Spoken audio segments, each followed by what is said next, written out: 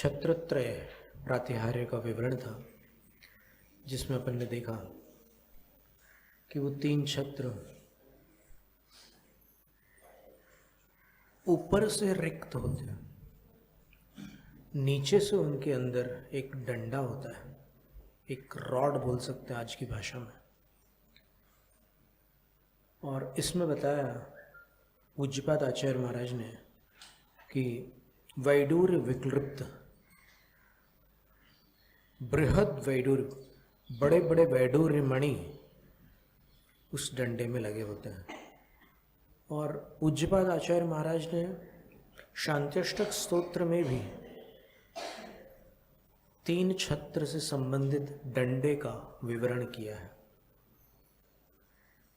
लोकालोक निरंतर प्रवितत ज्ञानैक मूर्ते विभो नानारत्न पिनद्ध दंड रुचिर श्वेतात पत्रत्रय। ये संबोधन है दोनों।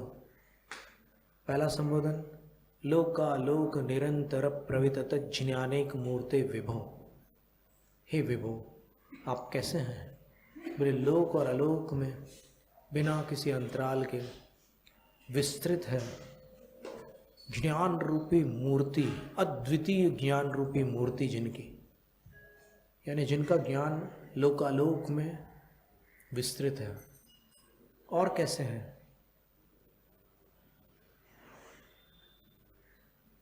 तो बोलते हैं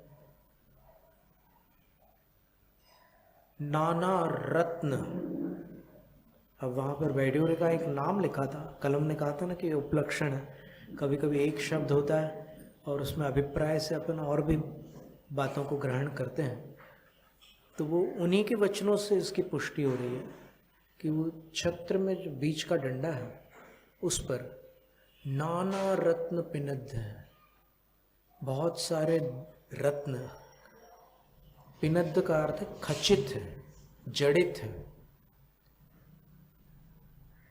तो उस दंड से रुचिर, रत्नों से खचित दंडे से वो तीन छत्र सुंदर लग रहे हैं।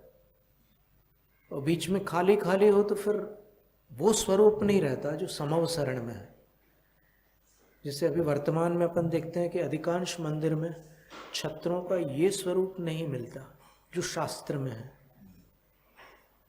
तो बीच में जो डंडा है उसमें नाना रत्न जड़ित है। और श्वेत आतपत्र त्रय, आतपत्र का अर्थ छत्र ही होता है, तो श्वेत होता है। अपन चलो भक्तामर स्तोत्र में देखते हैं, छत्र छत्रत्रयन तव विभाति शशांक कांत। एक एक शब्द को देखिए। तव छत्रत्रयम, आपका तीन छत्र, विभाति, शोभित होता है। कैसा है वो तीन छत्र? शशांक कांत, चंद्रमा जैसा मनोहर है। तो चंद्रमा जैसा मनोहर छत्र होगा तो कलर क्या पकड़ेंगे अपन?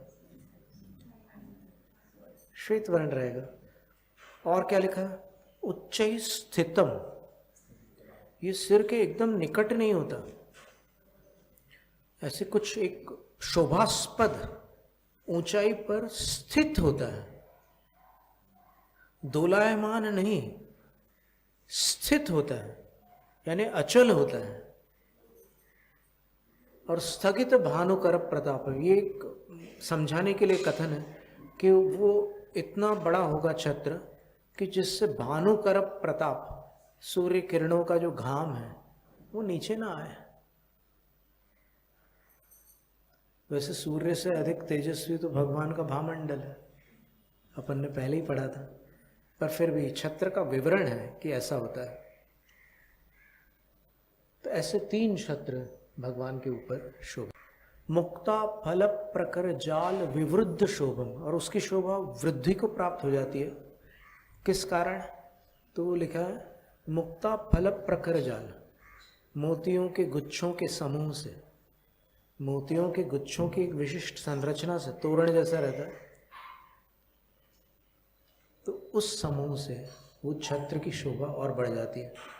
और कल्याण मंदिर का श्लोक अपन ने पिछले सत्र में देखा ही था कि वो चंद्रमा, ये 3 छत्र, उसके लिए उत्प्रेक्षा की उन्होंने कि ये 3 छत्र ऐसे लग रहे हैं कि मानो चंद्रमा ही आपकी शरण में आ गया है 3 शरीर बना करके, और उसके साथ में जो तारामंडल था वो मोतियों के गुच्छे के रूप में उन छत्रों के किनारे पर लटक गया।